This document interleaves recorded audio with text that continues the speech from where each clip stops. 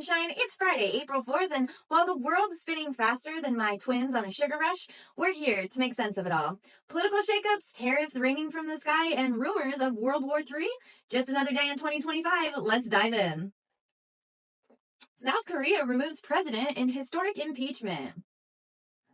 The Constitutional Court of South Korea has unanimously upheld the impeachment of President Yoon Suk-yeol after his attempt to impose martial law late last year. Prime Minister Han Duck-seo will serve as acting president until new elections are held within 60 days. 2 impeachments in less than a decade? At this point, South Korea's political system is holding more auditions than American Idol.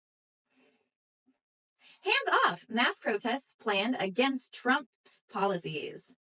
Over 1,100 protesters are scheduled across all 50 states this Saturday under the Hands Off banner. Activists are rallying against Trump's policies affecting Social Security, immigrants' rights, transgender rights, federal workforce layoffs, and more. Might want to charge your phone between protests and live tweets. It's going to be a busy weekend for democracy. VP J.D. Vance heads to Italy amid EU trade tensions. Vice President J.D. Vance will visit Italy around Easter with a tentative sit-down planned with Prime Minister Giorgia Meloni on April 19th. Italy's furious over new 20% U.S. tariffs on European goods, especially food and wine, and Meloni's coming ready to negotiate. If you thought pasta diplomacy was soft, you've never seen an Italian Prime Minister defend her Parmesan. National security shakeup. NSA chief fired. President Trump has dismissed NSA Director Tim Hahn, citing loyalty concerns after pressure from far-right circles. Democrats are calling it a direct threat to national security amid rising cyber risks. Because if there's anything we need during rising cyber warfare, it's firing the guy running cyber warfare. Trump enacts blanket tariffs. Markets react poorly.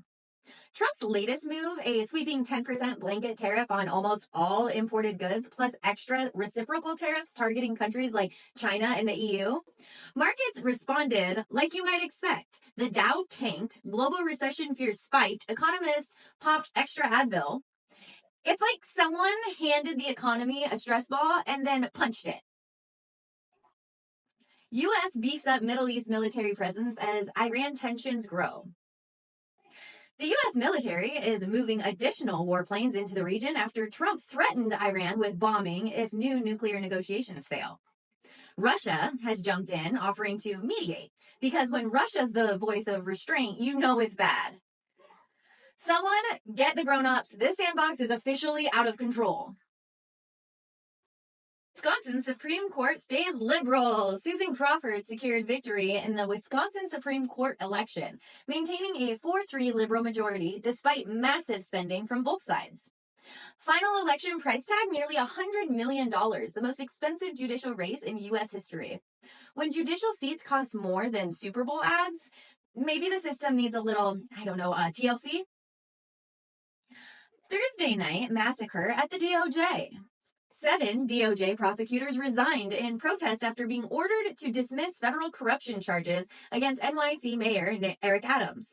The mass resignation is already being compared to the 1973 Watergate Saturday Night Massacre.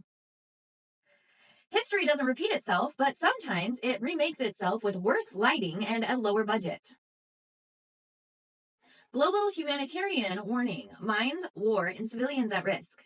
International organizations are begging governments to respect humanitarian law as global conflicts rage. Over 80% of landmine victims are civilians, and conflict zones are expanding faster than diplomacy can keep up.